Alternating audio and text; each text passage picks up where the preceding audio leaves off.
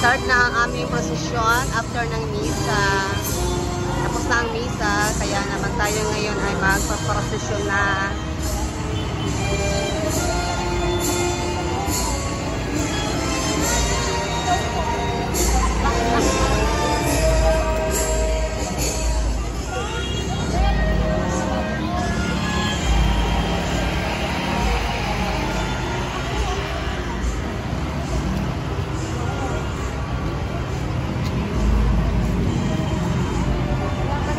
Una ay si San Pedro.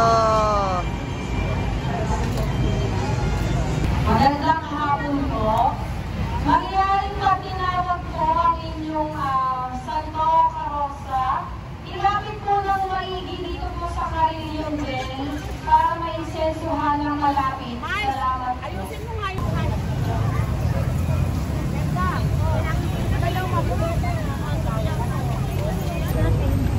Kaya naman yung crocs niya pag yun yung nag-working. Ready lang kami. Nag-aantay ng prosesyon. Tawagin ang... Hi! Hello po! Hi! Tita! Sabi kasi nila, nalalaman mo daw sa puso. Simula na.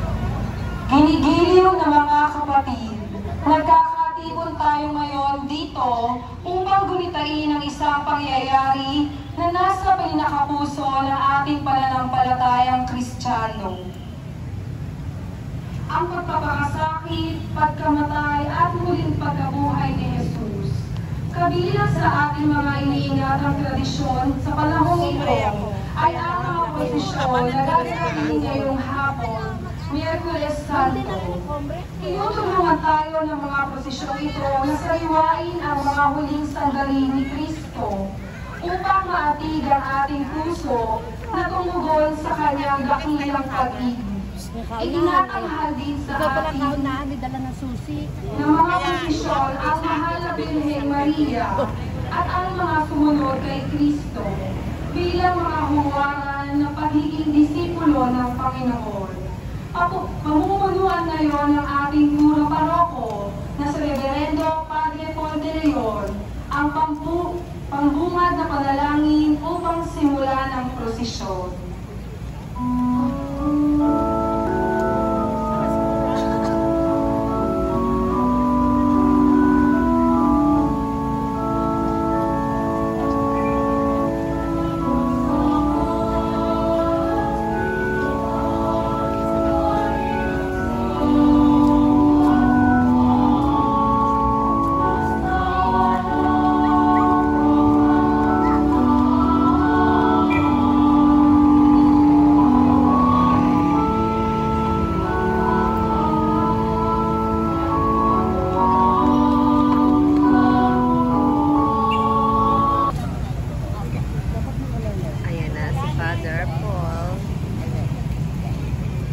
Ay ano muna, hapalera, pisto.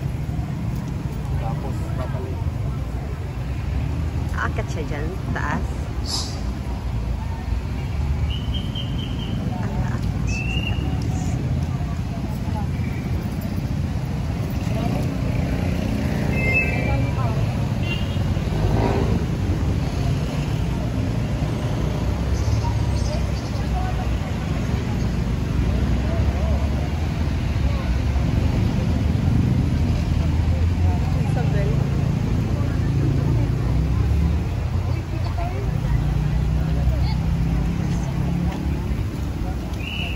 Manalangin tayo. Ang madaming mong pagmahal na imong ipinamamalas ang iyong habag sa mga nagpamahal sa iyo at hindi ka malayo sa mga naghahanap sa iyo. Manatili ka sa iyong mga lingkod sa prosesyon ito habang sinusundan namin ang iyong anak sa kanyang daanan ng krus.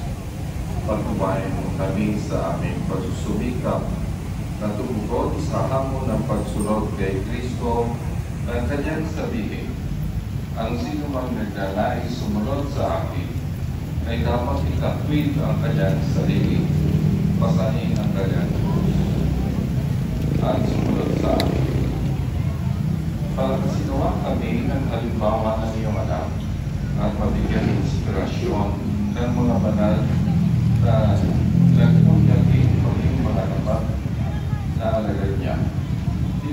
namin ito sa pamamagitan ni Kristo aming Panginoon, na nabubuhay at naghaharing kasama mo at ang Espiritu Santo isang Diyos, magpasawalang hanggan. Amen.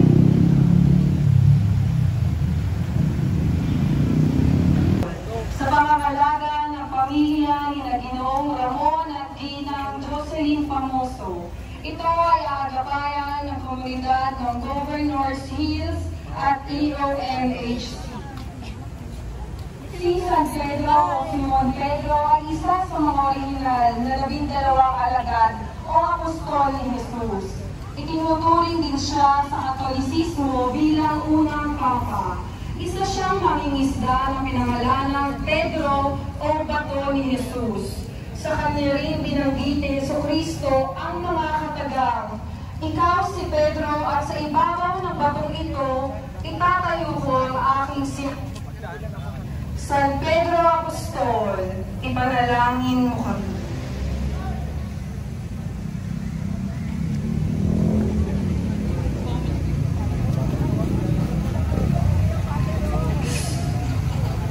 Santiago Agnalfeo, sa pangangalaga ng pamilya ni Ginoong Florentino at Ginang Olivia Hernandez.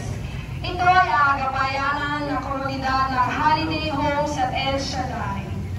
Si San Santiago anak ni Alfeo ay isa sa 12 alagad ni Jesus. Siya ay tinawag din Santiago mas bata dahil mas matanda sa kanya si San Santiago anak ni Zebedeo at mas maliit ang taas. Pinsan ni San Santiago si Jesus at kapatid niya si San Judas Tadeo. Lumaki sa tahanang may paniniwalang Hudyo na may wastong pagsasanay sa kasulatan at kautusan. Itinuturing siya na unang obispo ng Jerusalem. San Santiago anak ni Alfeo, ipanalangin. San Judas Tadeo Apostol, sa pangangalaga ng pamilya ni Gina Allen Anakan, at ito ay aagapayanan ng komunidad ng Pangilianan at KTL Crucillo. Hindi man nababanggit ang pangalan ni San Judas sa 4 na ebanghelyo, nakapangalan sa kanyang isa sa mga liham ng Bagong Tipan. Ayon sa mga tradisyon, nangaral siya sa Mesopotamia, Persia at kung saan pa hanggang sa namatay. Dahil sa pagkakapareho ng pangalan kay Judas Iscariote, tinawag siyang Tadeo ni San Mateo at San Marcos.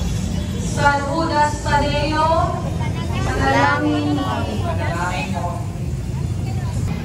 Nuestro Padre Jesus Nazareno, sa pangangalaga ng pamilya ni Ginoong Rolando at Ginang Niway Talavera, ito ay agapayanan ng komunidad ng Biglatan at New Street.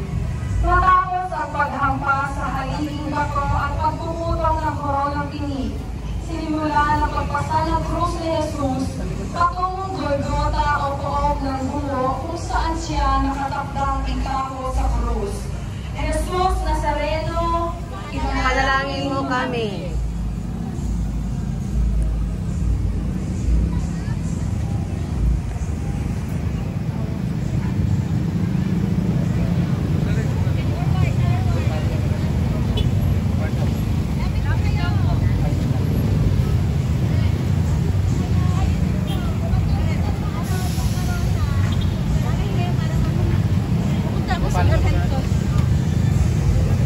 ng kanyang ina o Labieta. Sa pangangalaga ng pamilya ni Ginang Lucy Javier Salazar. At ito ay agapayanan ng komunidad ng Prophets for Christ at Divine Mercy. At sa huli na ay namatay na si Jesus. Matapos sila'y ginaban siya sa krus ni Nicodemo at Jose na tiga-Arimatea. At saka ay binigay sa kanyang mahal na ina. Father. Si Jesus sa kanyang kanduman habang lubos na nagkakalamhati sa kasamatay ng kanyang anak. Jesus sa kanduman ng kanyang ina, ipanalangin mo kami.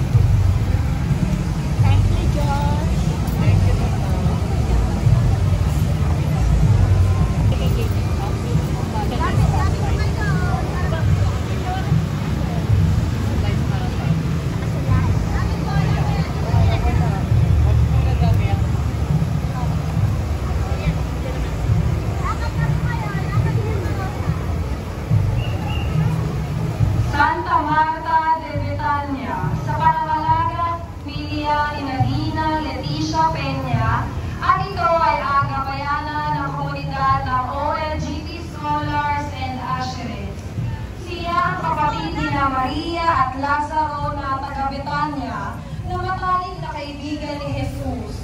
Natatandaan noong si Jesus ay pumunta sa kanilang bahay sa Betania. Siya ang naghanda ng mga makakain ng ating Panginoong Jesucristo. Siya rin ay naging saksi at nagpatotoo noong pagbuhay ni Jesus sa kanyang kapatid na si Lazaro. Santa Marta ng Betania, Panalangin mo kami.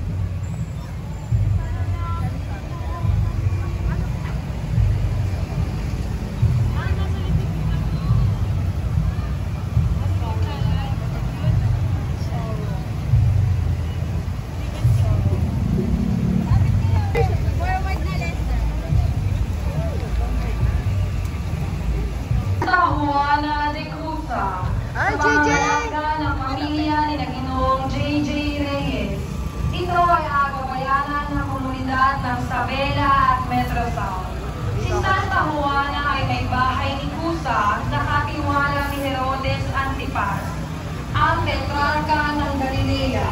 Kabilang siya sa mga babaeng pinagaling ni Jesus kasama sina Maria Magdalena at ni Susana.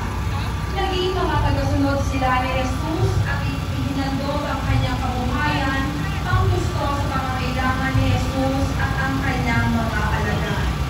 Santa Juana de Cruza, Panalangin mo kami.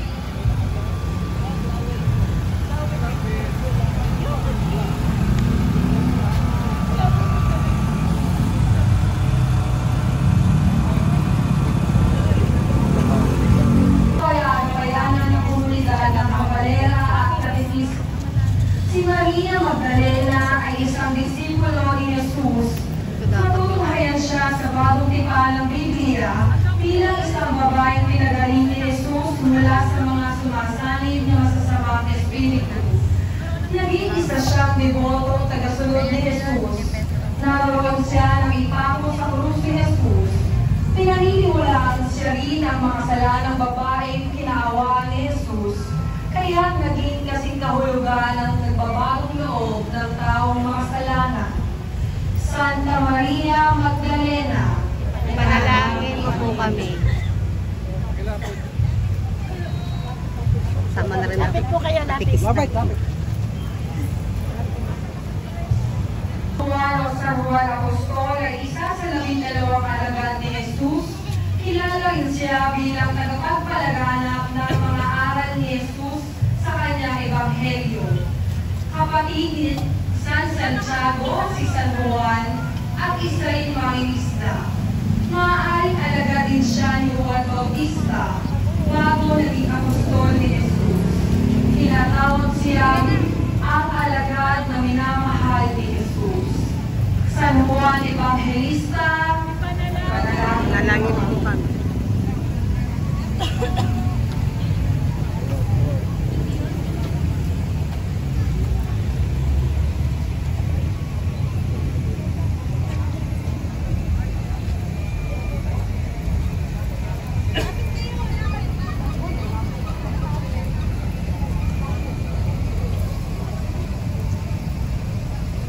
ang inang nagdadalamhati, Mater Dolorosa, sa pangangalaga ng pamilya ni Ginong Rolando at Ginang Himay Talavera, at ito ay agabayanan ng komunidad ng Mission Leaders at Cofradia. Dahil sa pagkamatay ng kanyang anak na si Jesus, ang mahal na ina ay namumulila at may 7 hapis dahil sa sakit na kanya nararamdaman. Inang nagdadalamhati, ipanalangin mo kami.